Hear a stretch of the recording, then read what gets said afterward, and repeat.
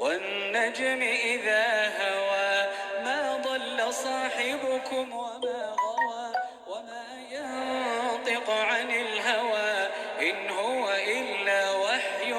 يوحى علمه شديد القوى ذو مرة فاستوى وهو بالأفق الأعلى ثم دنا فتدلى فكان قاب قوسين أو أدنى فأوحى إلى عبده ما أوحى ما كذب الفؤاد ما رأى أفتمارونه على ما يرى ولقد رآه نزلة أخرى عند سدرة المنتهى عندها جنة المأوى إذ يغشى السدرة ما يغشى ما زاغ البصر وما طغى لقد رأى من آيات ربه الكبرى أفرأيتم اللات والعزى ومناة الثالثة الأخرى ألكم الذكر وله الأنثى تلك إذا قسمة ضيزى إن هي إلا أسماء سميتموها أنتم وآباؤكم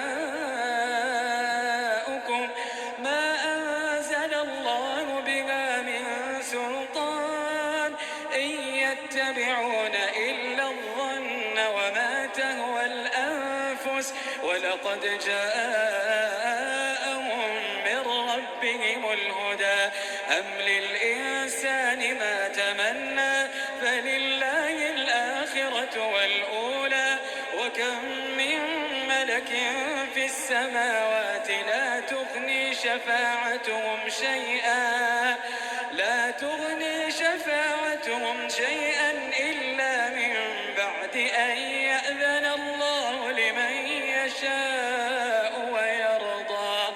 إن الذين لا يؤمنون بالآخرة ليسمون الملائكة تسمية الأنثى وما لهم به من علم إن يتبعون إلا الظن وإن الظن لا يغني من الحق شيئا فأعرض عمن تولى عن ذكرنا ولم يرد إلا الحياة الدنيا ذلك مبلغهم من العلم إن ربك هو أعلم بمن ضل عن سبيله وهو أعلم بمن اهتدى ولله ما في السماوات وما في الأرض ليجزي الذين أساءوا بما عملوا ويجزي الذين أحسنوا بالحسنى الذين يجتنبون كبائر الإثم والفواحش إلا اللمم إن ربك واسع المغفرة هو أعلم بكم إذ أنشأكم من الأرض وإذ أنتم أجنة في بطون أمهاتكم فلا تزكوا أنفسكم هو أعلم بمن اتقى أفرأيت الذي تولى وأعطى قليلا وأكدى أعنده علم الغيب فهو يرى أم لم ينبأ بما في صحف موسى وإبراهيم الذي وفى ألا تزر وازرة وزر أخرى وأن ليس للإنسان إلا ما سعى وأن سعيه سوف يرى ثم يجزاه الجزاء الأوفى وأن إلى ربك المنتهى وأنه هو أضحك وأبكى وأنه هو أمات وأحيا وأنه خلق الزوجين الذكر والأنثى من نطفة إذا تمنى وأن عليه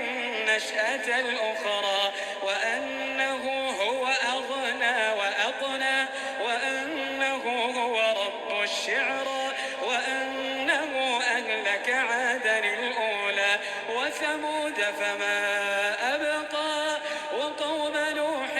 من قبل إنهم كانوا هم أظلم وأطغى والمؤتفكة أهوى فغشاها ما غشا فبأي آلاء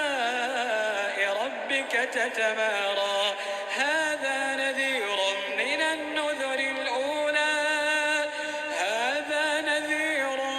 من النذر الأولى أزفت الآزفة ليس لها من دون الله كاشفة أفمن هذا الحديث تعجبون وتضحكون ولا تبكون وأنتم سامدون فاسجدوا لله